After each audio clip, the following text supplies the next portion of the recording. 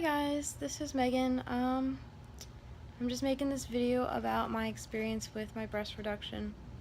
Um, my surgery was yesterday.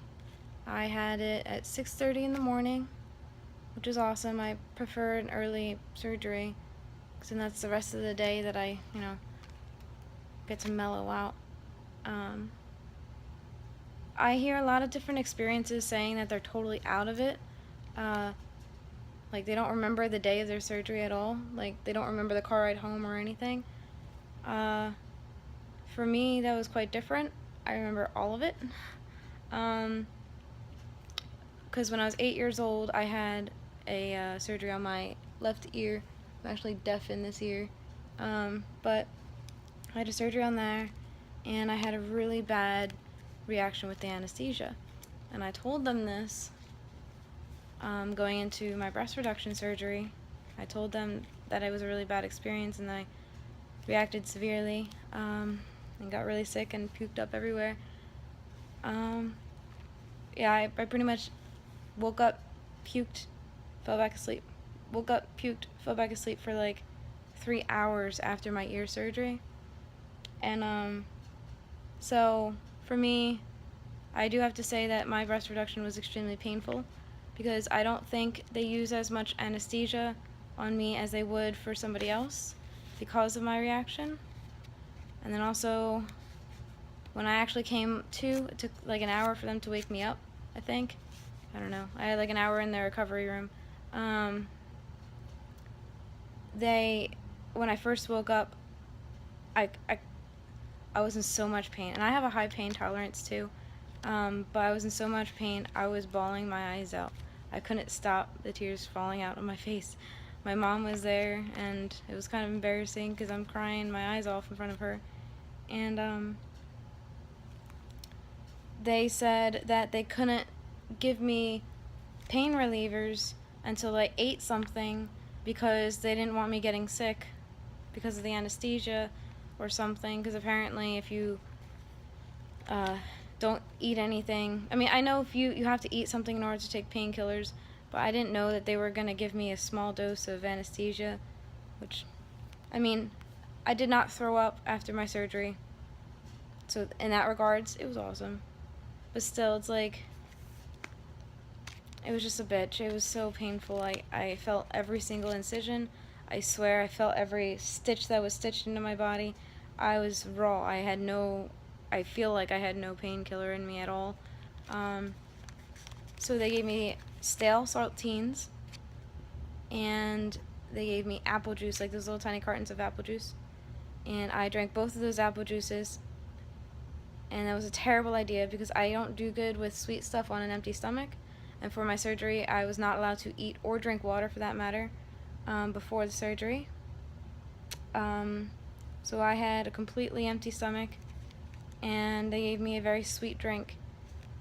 And so I did what they said. I ate a saltine. I drank the apple juice. But then I started feeling sick because of the sweetness. So then they said, "Oh, we can't give you anything yet because you're feeling sick now, and we don't want you to feel more sick." So it was ridiculous. Eventually, my mom and I encouraged them to give some to me. So they did that. Waited a little bit longer. I felt a little bit better. Then my mom took me home. And supposedly, I was supposed to just be drugged up on the day of my surgery. When I came back, I was just supposed to be drugged up.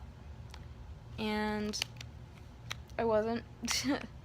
I mean, I don't know. Okay, so the nurses gave me one Vicodin in the hospital. Well, I had it done at the Doylestown Surgery Center. It wasn't really a hospital. It was pretty much like a health and wellness center that they do surgeries at, which was kind of cool, because it didn't feel like a hospital. It wasn't scary at all. I didn't have some sick person coughing up in the curtain thing next to me. I had my own room. It was really nice. But yeah, so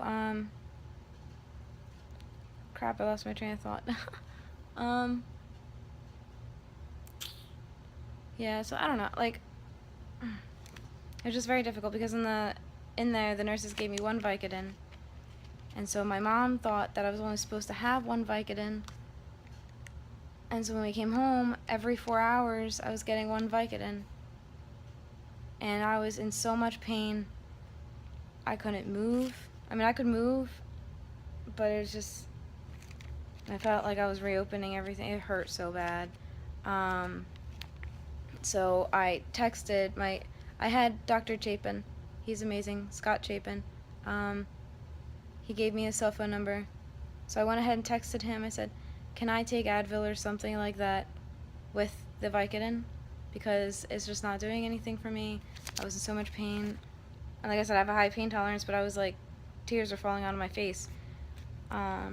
So he texted back saying, no, don't add anything. Stick with 2 tablets of the Vicodin every 4 hours. I was like, I was supposed to be taking 2? Okay. So that's why I was in so much pain. It's kind of my fault. I mean, I guess it's nobody's fault really. It was just miscommunication. Nurses gave me one at the place, so we came home and just did one. After I started taking 2 Vicodin every 4 hours, I was feeling great. Still conscious. I mean, I was dabbling, and I had like a few 20-minute sleep naps though. And all in all, it was really relaxing. I had lots of people come over to my place. My mom was here. I had my one friend and her boyfriend came over.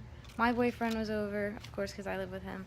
And eventually my sister came over. And my boyfriend and my sister and my one friend Shannon stayed overnight. So I had 3 people to help me out if need be. My sister was there for most of the night, though everybody else was pretty dead. But, so, I mean, it was quite an experience. It really was. That was last night. I didn't sleep very much. Maybe I had a solid hour of sleep on the couch here. It's pretty much all you can do, I guess. I feel great right now. This is literally the day after I had my surgery, September 2nd, or September 22nd, which is a Thursday. Today's Friday. I've been told that I'm recovering miraculously. But it could also be the Vicodin. Who knows?